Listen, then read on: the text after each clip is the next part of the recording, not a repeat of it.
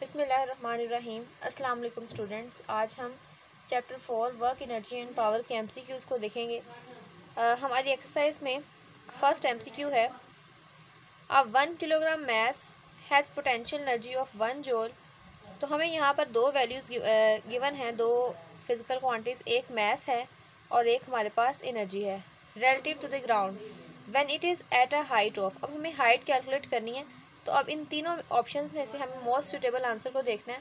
अब students, data के अंदर हमें ये तीन चीज़ों के बारे में बताया गया है, इसमें से दो गिवन है और एक अननोन है। एनर्जी का मतलब है ये कोई भी एनर्जी हो सकती है, काइनेटिक, पोटेंशियल या किसी भी और किस्म की एनर्जी। तो हमें यहाँ पर हाइट निकालनी है। काइनेटिक एनर्जी का ही पोटेंशियल एनर्जी का ही फॉर्मूला है जिसके अंदर हाइट की टर्म यूज़ होती है। Potential energy is equals to mgh। यहाँ पर हमें एच फाइंड आउट करना है। पोटेंशियल एनर्जी की वैल्यू 1 जॉल पुट करवाएंगे, मास 1 kg है और जी ग्रेविटेशनल एक्सेलरेशन की वैल्यू फिक्स होती है जो कि 9.8 मीटर पर सेकेंड स्क्वायर है। तो इनकी वैल्यूज़ को पुट करवाएंगे। 1 इज इक्वल्स टू मास भी 1 है, 9.8 और हाइट हमें निकालनी है। आप 1 को 9.8 से मल्टीप्लाई करेंगे, आपके पास अगेन 9.8 आ जाएगा। अगर आपको इसकी वैल्यू चाहिए 9.8, इधर मल्टीप्लाई हो रहा है, इधर आके डिवाइड हो जाएगा। तो आप जब 1 को 9.8 से डिवाइड करेंगे तो आपके पास आंसर आएगा 0.102 मीटर। और आप देखेंगे आपके ऑप्शन में से ये कौन सा ऑप्शन है। तो स्टूडेंट्स देख सकते हैं कि ऑप्शन ए इज़ करेक्ट। इस तरह से सेकंड में हमसे पूछा गया है कि एक आयरन स्फेयर जिसका mass 30 kg has the same diameter as an aluminium sphere. हमारे पास दो स्फेयर्स हैं, एक आयरन का बना हुआ है, एक एल्यूमिनियम का बना हुआ है। एक का मास 30 kg है, एल्यूमिनियम वाले का मास 10.5 kg है। तो स्टूडेंट्स आप इसको इस तरह से सपोज कर सकते हैं, दोनों स्फेयर्स का डायमीटर सेम है लेकिन इनके मैसेज में डिफरेंस है। हमें कहा गया है the spheres are simultaneously drop from a cliff. किसी चट्टान से इनको इकट्ठा गिराया जाता है। When they are 10 metre from the ground, और इसका जब ये गिरते हैं उस पॉइंट पर का ग्राउंड से जो हाइट है वो 10 मीटर है। दे हैव आइडेंटिकल, इनकी क्या चीज़ सेम होगी? एक्सेलरेशन सेम होगा, मोमेंटम, पोटेंशियल एनर्जी से काइनेटिक एनर्जी।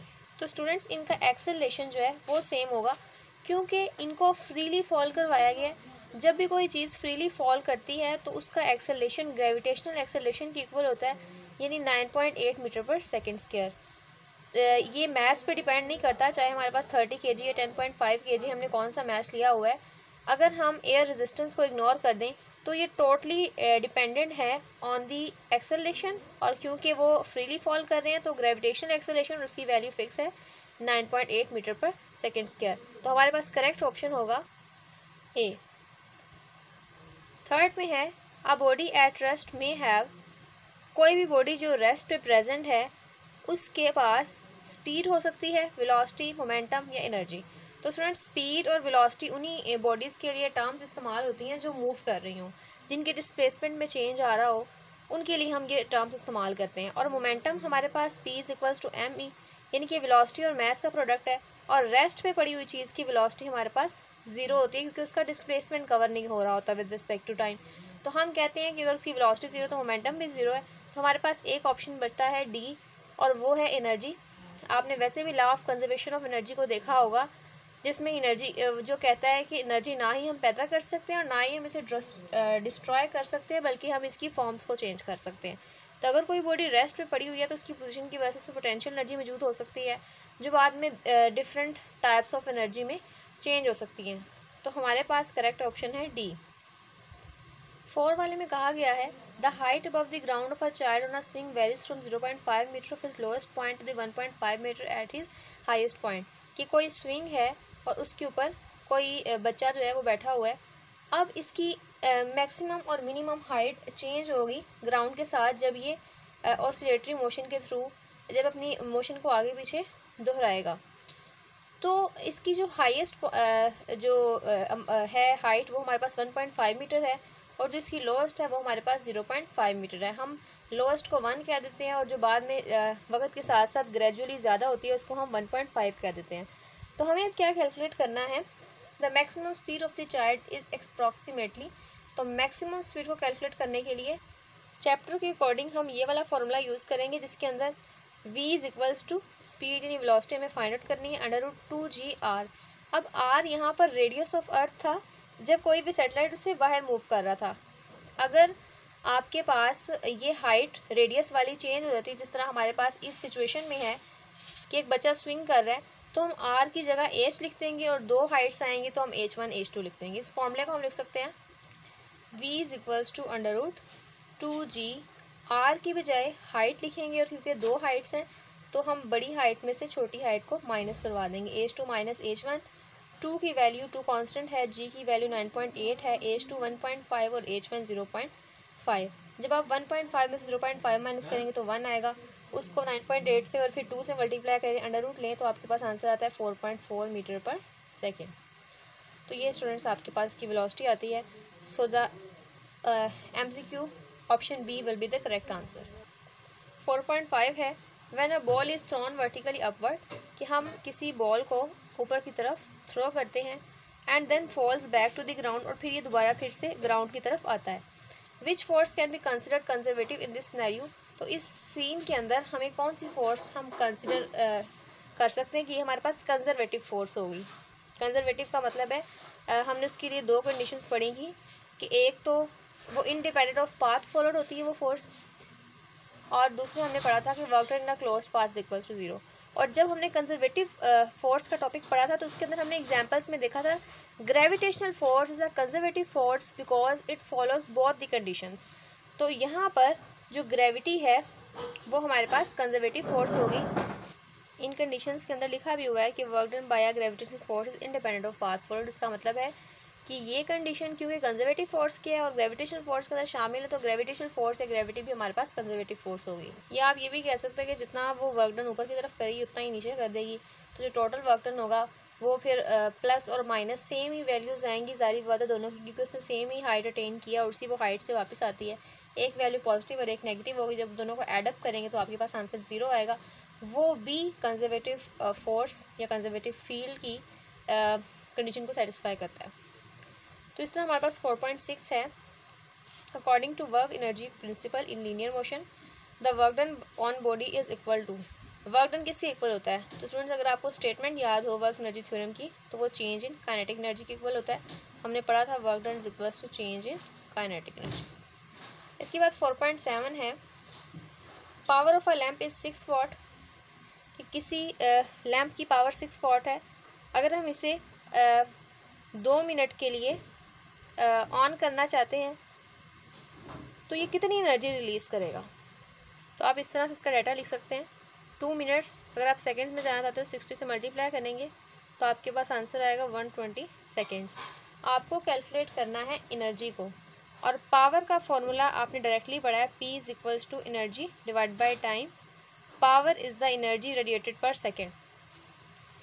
तो आपको एनर्जी चाहिए, T इधर डिवाइड हो रहा है जाके मल्टीप्लाई होगा, P × T = एनर्जी। P की वैल्यू 6 है और T की वैल्यू 120 है, तो एनर्जी की वैल्यू आपके पास आएगी 720 और एनर्जी का यूनिट जाउल है। तो ये स्टूडेंट्स आपके पास इसकी वैल्यू आएगी। तो हमारे पास 4.7 का आंसर है 720 जाउल। उसके बाद स्टूडेंट्स 4.8 है, उसमें कहा गया है a dry battery can deliver 3000 joule of energy to a 2 watt. Joule of energy यानी एनर्जी की वैल्यू है 3000 जाउल टू अ 2 वाट। वाट जो है वो पावर का यूनिट होता है। स्मॉल इलेक्ट्रिक मोटर, एक बैटरी छोटी सी इलेक्ट्रिक मोटर को इतनी एनर्जी और इतनी पावर प्रोवाइड करती है before the battery is exhausted, इससे पहले कि जो बैटरी है वो ख़त्म हो जाए। For how many minutes does the battery run, तो कितने टाइम के लिए बैटरी ने रन किया। तो सेम फार्मूला पिछले न्यूमेरिकल वाला होगा जो कि हमारे पास था, P = E divided by T।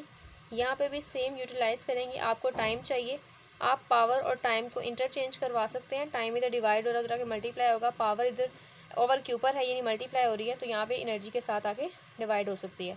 तो एनर्जी की वैल्यू है 3000 और हमारे पास पावर की वैल्यू है 2। इसको डिवाइड करें तो आपके पास आता है 1500 सेकेंड्स। तो टाइम की वैल्यू आपके पास आई 1500 सेकेंड्स। तो आप देख सकते हैं आपके पास ऑप्शंस में सारी वैल्यूज़ ही मिनट्स में है, तो आप सेकंड को मिनट में लेके जाएंगे। तो सेकंड से मिनट में जाने के लिए हम डिवाइड करते हैं 60 से, 1500 डिवाइड बाई 60, तो आपके पास आंसर आता है 25 मिनट। ये आपके पास आंसर आ रहा है 25 मिनट। तो 4.8 का जो करेक्ट ऑप्शन होगा वो है डी। 4.9 देखें कि kinetic energy required by mass m after travelling a fixed point from rest under the action of a constant force is directly proportional to, कि काइनेटिक एनर्जी मास की किस टर्म के directly proportional होगी एक ऐसे मास के लिए जो रेस्ट से फिक्स डिस्टेंस में मूव कर रहा है under the action of a constant force. तो स्टूडेंट्स के लिए आप वर्क एनर्जी थ्योरम को यूटिलाइज करेंगे। वर्क एनर्जी थ्योरम क्या स्टेट करता है कि change in kinetic energy is equals to work done, या work done is equals to change in kinetic energy. Work done का फॉर्मूला हमारे पास है FD और काइनेटिक एनर्जी हमारे पास होगी 1/2 mvf² माइनस, यहाँ आप इनिशियल भी लिखेंगे क्योंकि यहाँ हमें स्टेटमेंट के अंदर कह दिया गया है फ्रॉम रेस्ट। इसका मतलब है इसकी इनिशियल वेलोसिटी ज़ीरो होगी। जिस चीज़ की इनिशियल वेलोसिटी ज़ीरो होती है ज़ाहिर बात है उसका स्केयर भी ज़ीरो होगा। उसको मैथ साथ मल्टीप्लाई करेंगे तो भी ज़ीरो आएगा, उसको 2 से डिवाइड करेंगे तो भी ज़ीरो, यानी पूरी टर्म आपके पास ज़ीरो हो जाएगी। अब काइनेटिक एनर्जी ये वाली फॉर्म को आप जो है वो डिस्टर्ब नहीं करेंगे, बल्कि राइट साइड पे मैथ्स बनाने की कोशिश करेंगे। उसके लिए क्या करेंगे, आप डिस्प्लेसमेंट, असल में आपके पास डिस्प्लेसमेंट जो है ये फासला ही है, इसके लिए आप सेकेंड इक्वेशन ऑफ मोशन को यूटिलाइज करेंगे S equals to VIT plus 1/2 AT², क्योंकि उसने कहा है रेस्ट यानी इनिशियल वेलोसिटी ज़ीरो है, जहाँ भी ज़ीरो थी यहाँ भी ज़ीरो होगी। ज़ीरो को T से मल्टीप्लाई करेंगे तो अगेन ज़ीरो आएगा। तो आप S या D की तरह उनकी जगह 1/2 AT² पुट करवा सकते हैं। इस तरह से आप इस टर्म को नहीं तंग करेंगे, दूसरे को ही सॉल्व करेंगे। तब एक्सेलरेशन किसकी इक्वल है, सेकेंड लॉ ऑफ मोशन आपने पढ़ा है F = m में। एक्सेलरेशन चाहिए तो m मल्टीप्लाई हो रहा है, इधर आके डिवाइड हो जाएगा, तो इसी को हम यहाँ पर पुट करवा सकते हैं।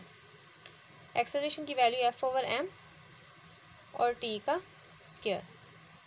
अब यहाँ पर एक तो फोर्स का स्क्वायर आ रहा है, न्यूमिनेटर में फोर्स प्रेजेंट है, टाइम प्रेजेंट है और डिवीजन में 2 प्रेजेंट है और m प्रेजेंट है।